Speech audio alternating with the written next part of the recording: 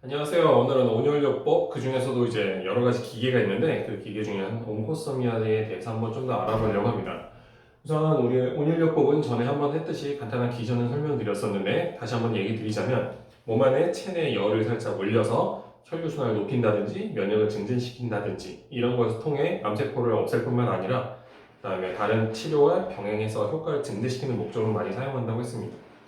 현재 많이 나와 있는 거 보면 우리가 이제 우리나라에서 가장 많이 알려진 것 중에 하나가 이제 온코스미아라는 13.6MHz를 사용하는 것도 있고 24MHz대에 사용하는 뭐 리미션이라든지 아니면 미국에서 국립연구원에 미국에서 지금 인증받아 있는 뭐 BCD라든지 아니면 이탈리아에서 나오는 그 이탈리아에서 나오는 온열 치료기 등등이 다양하게 있는데 뭐 미국에서 나온 것 같은 경우에는 이제 다양한 주파수를 사용하는 영역이 있고 여기는 이 주파수를 사용하는 거고 현재 우리나라에서 요거를 중심으로 국산 장비들도 여러 개 나오고 있습니다. 그래서 가장 대표적이어서 오늘은 온코서미아하고 나머지들은 또 시간이 되면 서로 비교하면서 설명해 보겠습니다. 그 온열법에서 우선 가장 중요한 건 43도. 계속 하는 얘기지만 43도의 그가 중요한데 이걸 중등도. 이걸 자꾸 이제 우리가 고주파 온열 치료라고 하면서 이걸 중중도 온열요법이다 자꾸 얘기하는데 이걸 헷갈리면 안 되는 게 주파수에 따라서 이제 고주파라고 하는 거고 중중도라고 하는 건 온열요법이 원래는 방사선 치료 영역에 들어가게 됩니다. 그러니까 이게 중중도가 아니고 고등도로 올라가게 되면 우리가 알고 있는 방사선 치료 요법에 들어가는 거고 그거보다 에너지가 조금 떨어져 있는 상태에서 중중도라고 하는 거고 대부분 이제 한 39도에서 한 42.5도 사이를 기준으로 합니다. 43도를 얘기한 건 43도가 된다는 게 아니고 43도를 넘어가게 되면 당연히 세포가 사멸하기 때문에 암세포를 죽일 수 있습니다. 근데 문제는 43도가 넘어가면 내 몸도 같이 익어서 죽어버린다는 단점을 갖고 있기 때문에 부작용 때문에 보통 39도에서 42.5도 사이를 가는 중중도 온열요법을 주로 많이 시행하고 있습니다. 현재. 그리고 그것 중에 대표적인 기계가 한 가지가 있는 거고 효능과 기전은 그 전에 뭐 간단히 설명드렸지만 다시 얘기 드리면 암세포 주변에 그 전류 흐름과 동시에 온도를 높여서 그 세포 내외 차이에 의해서 문제를 일으켜서 그 환경을 바꾸면서 만들게 됩니다. 그걸 어떻게 사용하는지 밑에 한번 더 설명드리겠습니다. 그 세포 주변을 하다 보니 선택적으로 내가 원하는 곳에 가게 돼서 하게 되는데 그럼 어떻게 선택적으로 가느냐?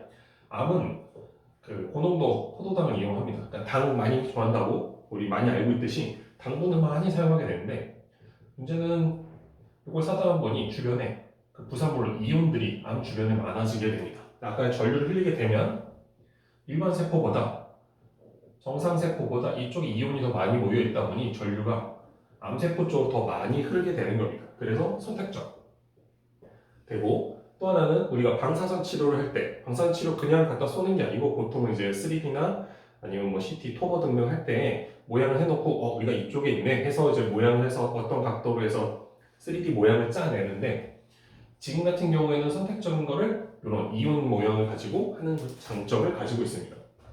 그렇다면 위험은 없느냐? 당연히 온도를 높이고 있기 때문에 화상의 위험을 갖고 있는 건 맞습니다.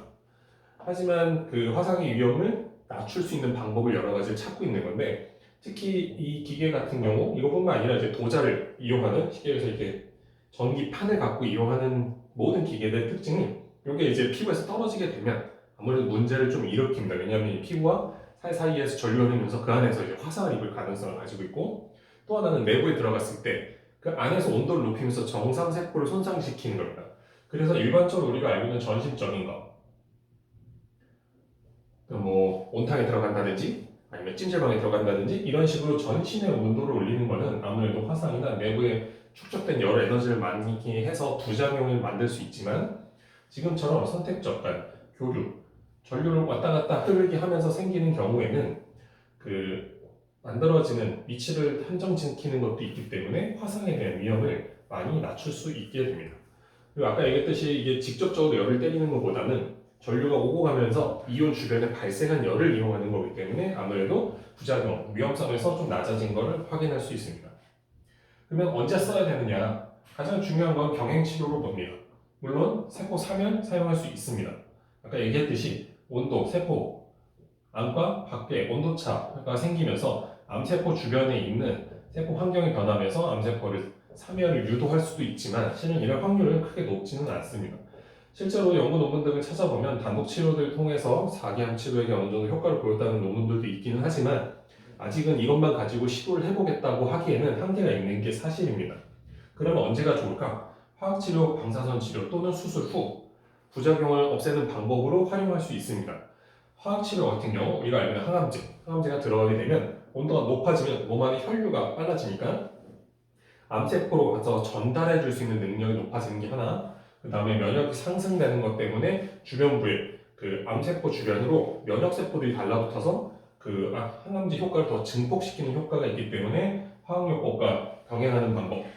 방사선 치료 같은 경우에 방사선이 들어왔을 때 암세포가 타격을 받고 없어지기도 하지만 암세포가 약간의 데미지, 손상만 있는 경우가 있습니다. 그 방사선과 다음 방사선 넘어가는 이 텀 사이에 암세포가 회복을 합니다. 이때 그 병행치료, 온열 여복을 통해서 아까 얘기했듯이 온도차 등에 의해서 세포 사멸이 일어나는 과정을 아까 설명드렸었는데 이게 이미 손상을 살짝 입은 상태이기 때문에 빨리 사멸을 유도할 수 있게 되는 겁니다. 그래서 방사선 후에도 같이 사용을 하게 되어 있고 또 하나 아까 수술 후 얘기했는데 수술 후는 이 두 가지 겹친 거랑 좀 비슷합니다. 수술 후에 암세포를 떼어냈는데 남아있는 조직들, 알 수 없는 암세포들이 남아있는 것들을 온도차 등을 통해서 이거를 면역 반응을 높여 없애려고 하는 게 목적이 됩니다. 그래서 수술 후 또는 항암 중 또는 방사선 직후에 하는 것을 권장드리는 걸로 되어 있습니다. 그러면 우리가 이 온열요법이라는 걸 선택할 때 꼭 온코서미아나 뭐 다른 게 아니더라도 그러면 무엇을 먼저 봐야 선택을 할 수 있을까? 가장 중요한 건 온도 유지. 그러니까 내 몸 안에 43도 넘지 않는 39에서 42.5도의 온도 유지를 잘 해줄 수 있는 기계인지 또 하나 타겟팅. 이게 과연 이 내 암까지 가는 데에 어떠한 타겟팅을 할 수 있는지, 그러니까 주변부의 그 암만 배울 건지, 암 이외를 배워야 되는 건지에 대해서 이 두 가지는 꼭 확인해 보시고 그 온열치료 요법의 방법을 선택하시는 게 좋을 것 같습니다.